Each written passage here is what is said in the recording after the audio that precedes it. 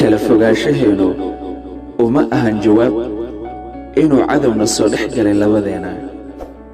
ee sidaad u fikirtay ma ahan sida saxda ah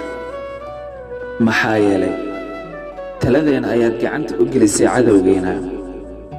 si ay u saxaan qaladkeena kama xumi inaan adiga dartaa u ilmeeyo balse waxaan ka xumahay ilig uu cadowgeena sabab u ahaa inaan ilmeeyo ogow ma jiro ruux aan adiga ahayn oo ilintayda farxad u bedeli kara maxaa yeelay markaad iga fogaatay ayay fogaatay farxaddayda weliba aan daris la noqday murugo iyo ciil intaad adiga nooshahay ayay anna rajadayda nooshahay ma ahan inaan ka hadlayo dana gaar ah balse guusheena ayaa u dhow cadowgeena ma tihid adiga qof xun mana noqon kartid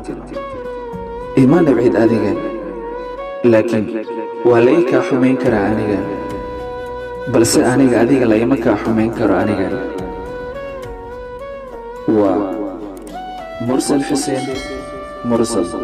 باي باي أذول إلدرن حنون ولي باكجوجي قدوني محندنكي كأوي حبيبي مهمي